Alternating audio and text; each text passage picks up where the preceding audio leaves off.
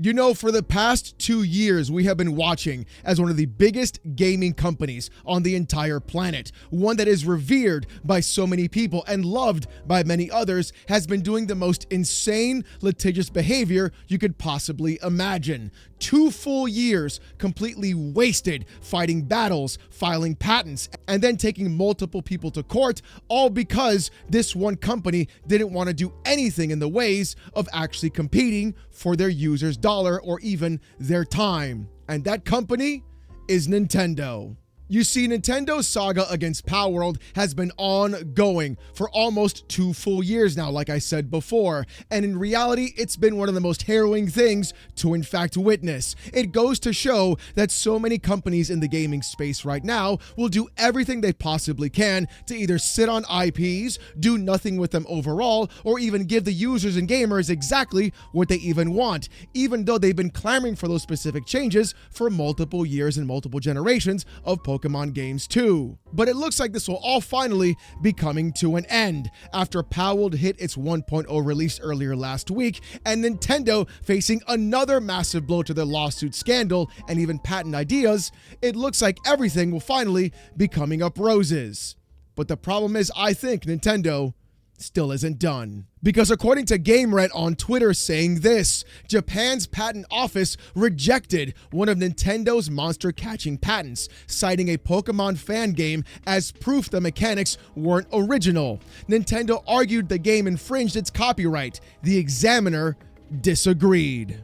And there it is, ladies and gentlemen, the biggest actual patent that everybody was in fact terrified of finally got denied, even in Japan, using a fan game of Pokemon to prove that they weren't the only ones to in fact make that own mechanic and they don't have the rights to own it. Think about it from this perspective. How many games right now have catch-throw mechanics to in fact catch monsters, or even use things like flying mounts, or even massive turn-based battles with an actual pet? You could name a couple of games off the top of your head that literally do that to this day. Hell, even at the time of Pokemon coming out, games are doing that too. Digimon, for example, and so many others as well. Yet we're watching right now as Nintendo is not trying to look at Palworld and say, oh, that was a good idea, we could do something like that, or put our own little twist on things. What they did instead was they went the lawsuit route. Take out every patent they possibly could, sue Palworld into the dirt, force other people to only play your biggest IP on the actual planet. That way, you can collect all the money. This isn't about Nintendo going around and just making better games. In fact, it's the opposite. It's about Nintendo trying to control the actual gaming industry. Yet watching as a little indie developer inside of Japan themselves are going through and putting the boots to the neck of one of the biggest corporations on the planet, especially in gaming, it really goes to show that what Nintendo has been doing, in my opinion, has been the wrong move all along. And this article and everything else happening right now is going to prove it.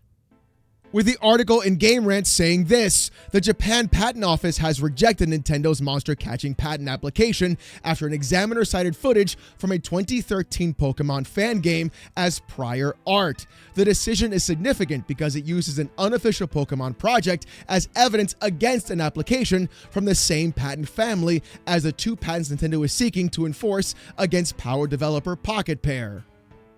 After the application was initially rejected in late April 2026, Nintendo received another rejection in mid-July of 2026. According to Japan Patent Office filings obtained by GamesFray, the examiner maintained that Nintendo's claims lacked an inventive step because they combined gameplay and touchscreen techniques already demonstrated in earlier material.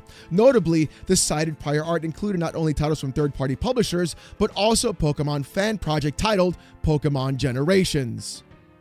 The JPO specifically cited a June 2013 YouTube video called Pokemon Generations 3D Indie Pokemon Gameplay, which was published more than 8 years before the application's December 2021 proprietary date. Nintendo reportedly argued that the footage should not qualify as prior art because the fan project infringed on Pokemon-related copyrights. The examiner rejected that argument, finding that the alleged infringement did not alter what the publicly available video demonstrated, that some of the systems Nintendo sought to patent were not unique or original in any sense.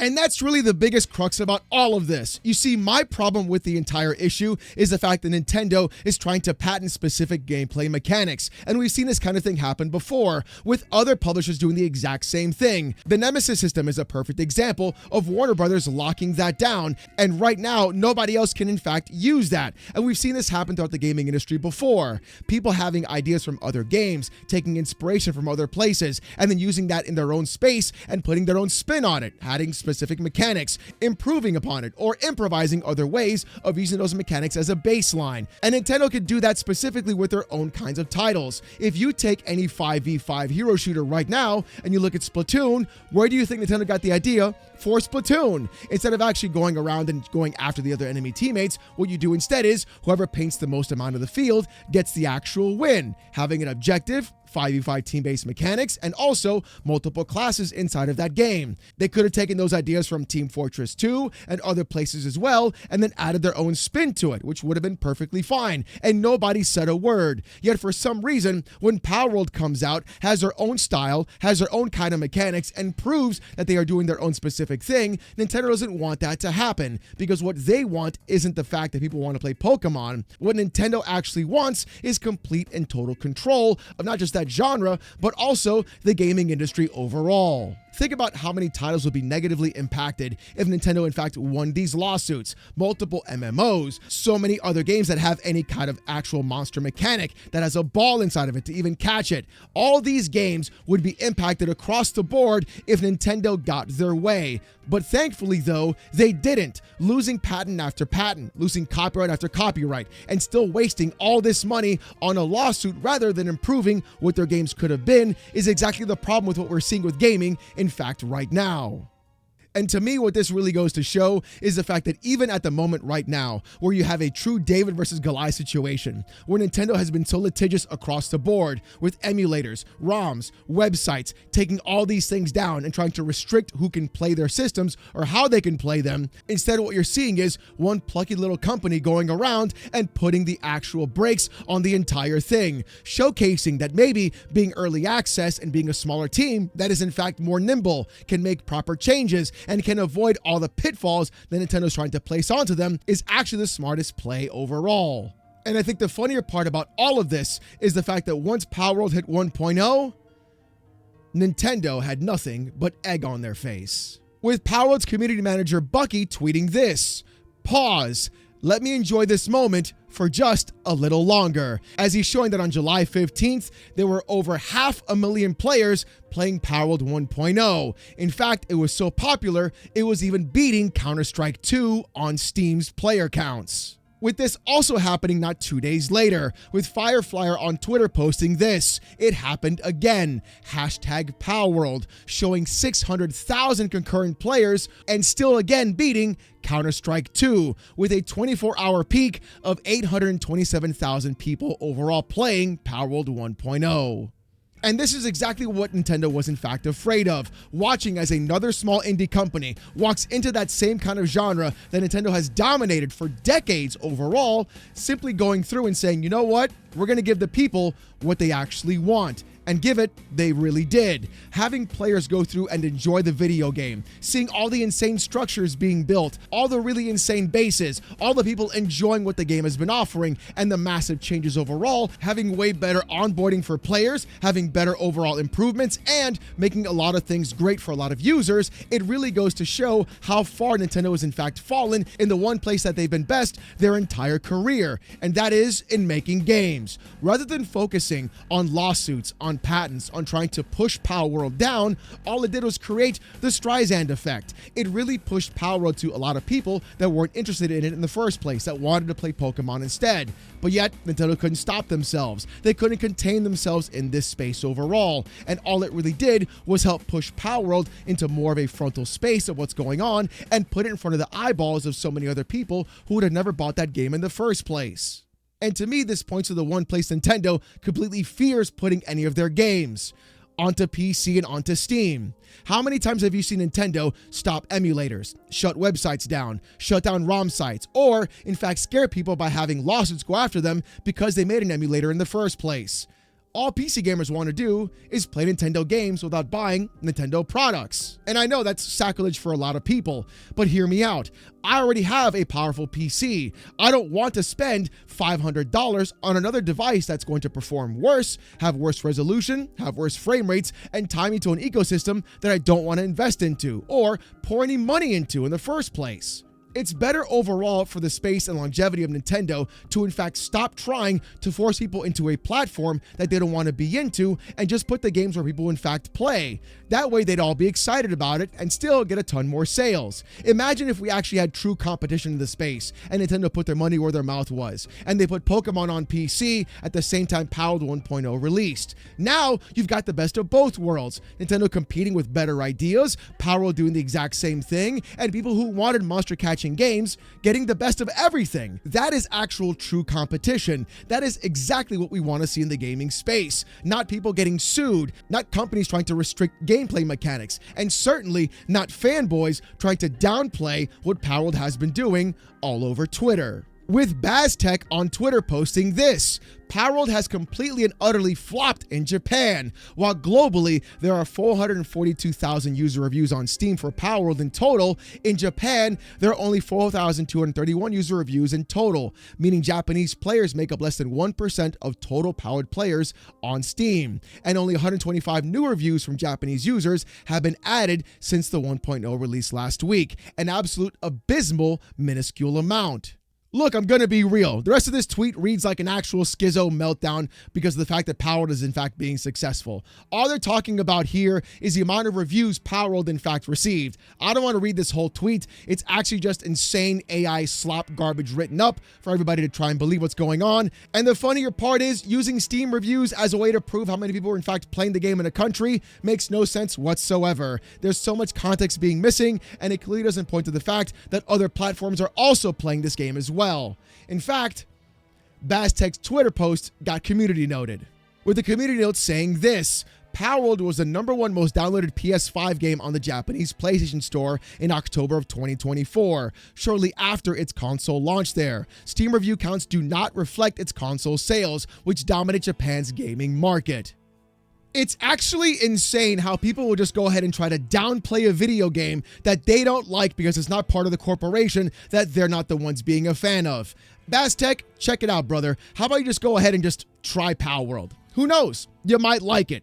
Maybe it's a new kind of game you might enjoy. Maybe it's a new way of seeing that, oh, Nintendo isn't the best at making the video games that you think they are over time. And this insane behavior of defending multi-billion and multi-trillion dollar corporations doesn't help anyone at all. Going around and trying to downplay a video game, segmenting it only to Japan, and then trying to say how it's not successful there because it doesn't have enough Steam reviews makes no sense whatsoever in a massive console market unlike other places. And to sit here and try to belabor this entire point when you could have just been enjoying the video game is exactly why you're getting put in this video and being showcased about what kind of behavior really is the worst in this space.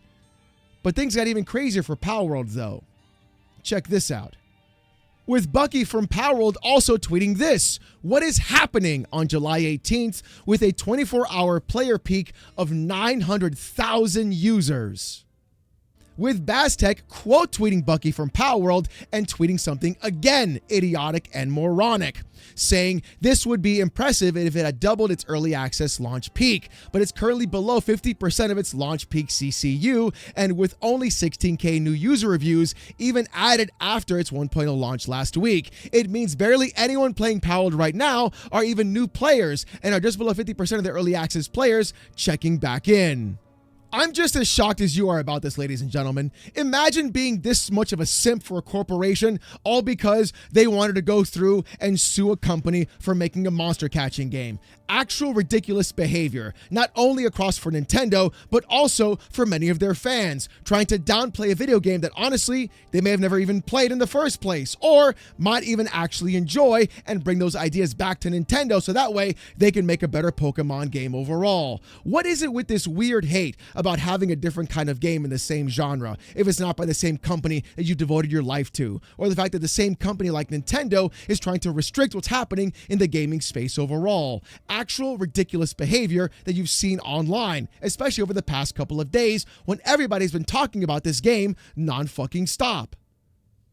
And even though I'm not a big fan of monster catching games, and the last Pokemon game that I played was X and Y, and the one before that was Generation 1 of Red and Blue, so clearly I'm not Pokemon's main demographic, so Palworld doesn't really interest me. What does interest me though is how the fact that Palworld did a lot of things differently, especially different from what Nintendo has been doing in a classical sense, listening to their audience, listening to users of what they want to see in a video game, and taking ideas and other places and mechanics and adding their own spin to it to bring people something they were in fact always wanting but never knew how to ask for. But you see, instead, Nintendo does the opposite. They try to restrict, they try to lock down, they try to make it so they're the only place in town where you can in fact play those kinds of games. And that is the real issue and the real crux of what this video is about. Sitting here and defending corporations, watching as these corporations try to ruin the gaming industry and then restrict the kind of content you can actually enjoy is exactly the problem that we're seeing in this space. It's also exactly why every game feels the same color scheme, the same mechanics, the same gameplay, the same third-person, over-the-shoulder, stealth mechanic gameplay that you catch all the time in every other game, and you just kind of look at it and go, I guess, I don't know. But when Palworld comes around, does something new, puts a twist on things, and makes people excited about a video game, instead of saying, shit, man, we gotta do better, Nintendo does the opposite. They try to lock it down. And they failed. And honestly, I hope this is a major lesson for Nintendo and all of its users that try to defend them. Palworld 1.0 is exactly what we need more of in the gaming space. Smaller teams, early access titles, listening to feedback, fixing the game, doing things right for the user, and then providing a proper product that users in fact want to buy, play, and enjoy. And that's where things should end. Nintendo could have learned so much more about what Palworld was doing and taken those ideas and mechanics and put it into their own games, that way making their games better and overall satiating their own audience too. But they didn't. They did the opposite. They chose the cheap way out. And now, they're paying the price. But you know what, ladies and gentlemen, I want to hear what you guys got to say about this in the comment section down below. Do you like Palworld? Are you enjoying it right now? Or do you think Nintendo was in the right for what they decided to do? I want to hear what you've got to say. If you want to see more of this kind of content though, subscribe to the channel, because not only do videos go up every single Monday, I also stream here every single day, Monday to Friday, 10:30 a.m. to around 2 p.m. Come on down, hang out, enjoy the streams as we play a bunch of video games, enjoy what's going on, and even get to talking about them with you guys in chat. Trust me, you don't want to miss it. With all that being said, thank you guys so much for watching. Hope you have a great one, and I'll see you next time.